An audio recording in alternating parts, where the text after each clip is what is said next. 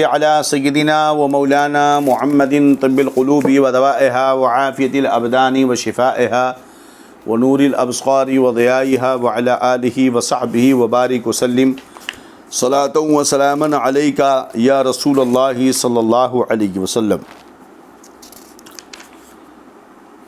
ہم آپ سب کو مبارکبادی اس بات کی دیں گے کہ ماشاءاللہ ذالک فضل اللہ یؤتیہ من یشاء، یہ اللہ کا فضل ہے جسے عطا فرما دے۔ آپ سب نے اس فضل سے حصہ پایا اور ہم نے بھی، کہ اتنے دنوں تک مسلسل درس چلا اور عقائد کا باب مکمل ہوا۔ اب مسائل کی گفتگو آپ حضرات کے سامنے ہم پیش کریں گے۔ عقائد کا باب اس لیے بھی ضروری ہے کہ عقیدہ اگر صحیح نہیں ہو تو پھر عمل بیکار ہوتا ہے۔ اللہ عز و جل ارشاد فرماتا ہے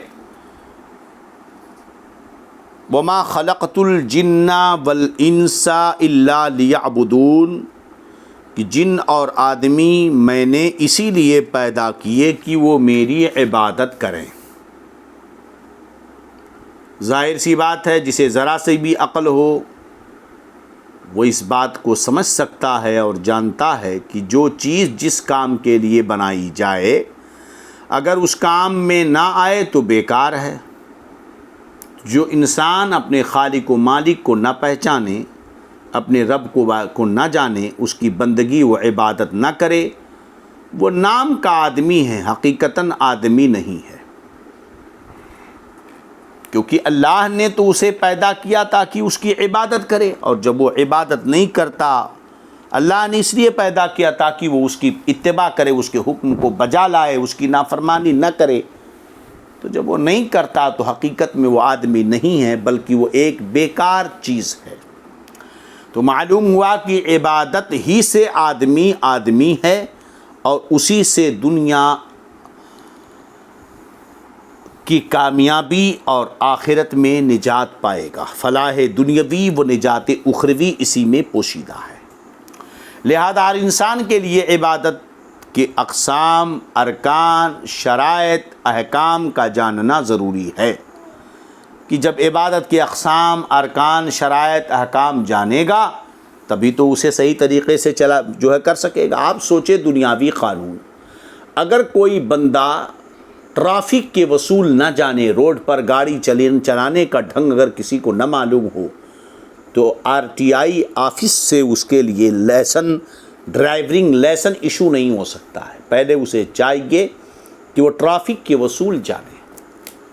اگر اس نے کسی طرح گھپلا وپلا کر کے بنا بھی لیا اور ٹرافک کے اصول نہیں جانے گا تو جگہ جگہ وہ مجرم قرار دیا جائے گا، اور بڑا مجرم قرار دیا جائے گا جبکہ وہ لائسنس بھی رکھتا ہو اور ڈرائیونگ کے اصول نہ جانتا ہو، ٹرافک کے قانون نہ جانتا ہو، اسے بڑا مجرم قرار دیا جاتا ہے۔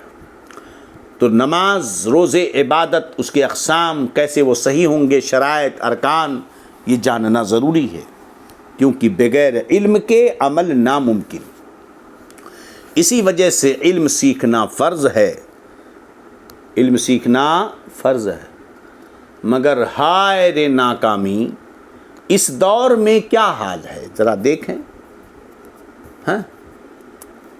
جتنی محنت اور جتنا وقت ہم دنیاوی علوم کے حصول میں خرچ کرتے ہیں، اس کا ایک ماشا رتی بھر بھی دین کی تعلیم کے حصول میں خرچ نہیں کرتے۔ اور یہ گھر گھر کی کہانی ہے جناب۔ ارے کہتے ہیں ابھی اسکول پڑھ لے، اس کے بعد زندگی باقی ہے دین سیکھنے کے لیے۔ ارے نادان، زندگی باقی ہے یہی تو تجھے پتہ نہیں ہے کہ زندگی باقی ہے، اور جو عمر سیکھنے کی تھی اس عمر میں تو نے بچے کو دنیا دار بنا دیا۔ جس عمر میں اسے دین سیکھنا تھا، جس عمر میں سیکھنے سے باتیں ذہن میں محفوظ رہتی ہیں، اس عمر میں نے اسے دینداری نہیں سکھائی۔ جب بگڑ گیا تب کہتا ہے اب دینداری سکھائیں گے۔ خیر، جب موقع ملے دین ضرور سیکھیں کہ اس میں رحمتیں ہیں۔ عبادت، مگر یاد رہے کہ عبادت کی اصل ایمان ہے، بغیر ایمان عبادت بیکار، کہ جب جڑ ہی نہ رہی تو نتیجہ کہاں سے مرتب ہوگا؟ جناب آپ کھیت میں گیہوں نہ ڈالیں اور آپ یہ کہیں کہ گیہوں ہو جا، نہیں ہو سکتا ہے نا۔ آپ نے کھیت جوتا مگر اس میں گیہوں کے دانے نہیں ڈالے، اب اس میں ہریالی لہلہائی انتظار کر رہے ہو، بالیاں پھوٹیں گی اس ہرے ہرے پودوں میں۔ ارے جناب وہ تو گھاس پھوس اگ گئے ہیں، اس میں کہاں سے ہرے ہرے درختوں سے جھاڑوں سے کہاں سے گیہوں کی بالیاں پھوٹیں گی؟ تم نے تو زمین میں کچھ ڈالا ہی نہیں، تو جڑ ہی نہ رہی تو نتیجہ کہاں سے مرتب ہوگا؟ درخت اسی وقت پھل پھول لاتا ہے کہ اس کی جڑ قائم ہو، جڑ جدا ہونے کے بعد آگ کی خوراک ہو جاتا ہے، کتنا بھی کچھ کرو، جہاں سے جڑ کٹی تو اب جلا دیا جاتا ہے۔ اسی طرح کافر لاکھ عبادت کرے، اس کا سارا کیا دھرا برباد اور جہنم کا ایندھن ہے۔ اللہ فرماتا ہے وَقَدِمْنَا إِلَىٰ مَا عَمِلُوا مِنْ عَمَلٍ فَجْعَلْنَاهُ هَبَاءً مَنْثُورًا۔ کافروں نے جو کچھ کیا ہم اس کے ساتھ یوں پیش آئے کہ اسے بکھرے ہوئے ذرے کی طرح کر دیا۔ کچھ بھی کر ڈالیں، کتنا بھی نیک کام کر ڈالیں، بات سمجھ میں آئی کہ نہیں؟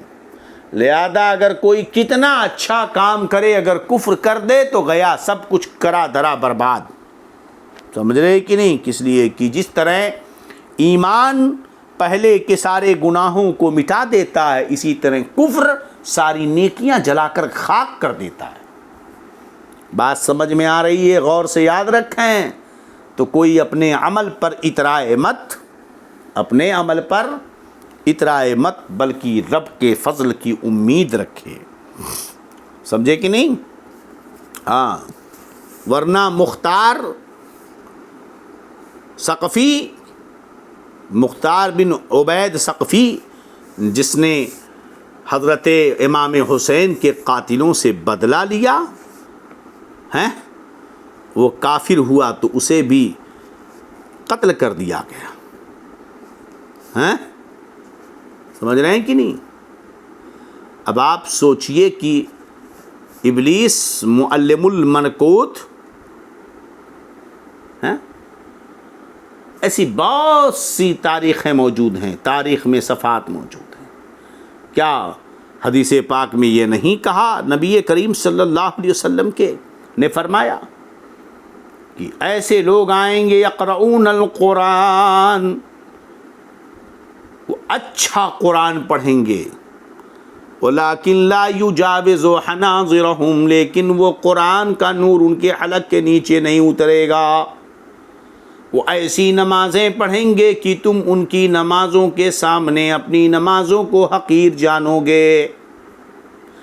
یمرقون من الدین، دین سے ایسے نکل جائیں گے جیسے تیر کمان سے نکل جاتا ہے۔ اسی لیے کہا گیا ہر حال میں رب کا فضل تلاش کرو، اے مولا، نہ اپنے عمل پر، نہ اپنی خدمت پر، نہ اپنی دین کی نشر و اشاعت پر، نہ اپنی کتب نویسی پر، نہ اپنی خدمات پر فخر نہ کرو۔ اعلیٰ حضرت سے بڑھ کر کس نے دینی خدمات انجام دی؟ بولو ہیں؟ مگر اعلیٰ حضرت فرماتے ہیں گندے نکمے کمی مہنگے ہوں کوڑی کے تین، کون ہمیں پالتا تم پہ کروڑوں درود۔ گندے نکمے کمین مہنگے ہوں کوڑی کے تین، کون ہمیں پالتا تم پہ کروڑوں درود۔ یا رسول اللہ، ہم ایسے نکمے ناکارے ہیں کہ کوڑی کے 3 حصے بھی ہماری کوئی قیمت نہیں۔ ہم اتنے ناکارے نکمے قسم کے لوگ ہیں۔ ہاں، نہیں ہم نے یہ کیا، ہم نے وہ کیا، آج فلاں صاحب نے ناموس رسالت کے لیے کیا، فلاں صاحب نے اس کے لیے کیا، اتنی کتابیں لکھی ہیں، آج میں ہوا وہ ہوا، شروع لوگوں کا۔ ہم نے بار بار کہا آپ نے یہ سارے کام اسی لیے نہیں کیے ہیں کہ شریعت کی کو پامال کریں، اس کی احکام شرع کو، تعلیمات اعلیٰ حضرت کو آپ رودیں۔ نہیں بخشا جائے گا آپ کو، قوم نہیں بخشے گی کبھی بھی آپ کو۔ بہرحال چلیے، تو جب انسان اس منزل پہ پہنچتا ہے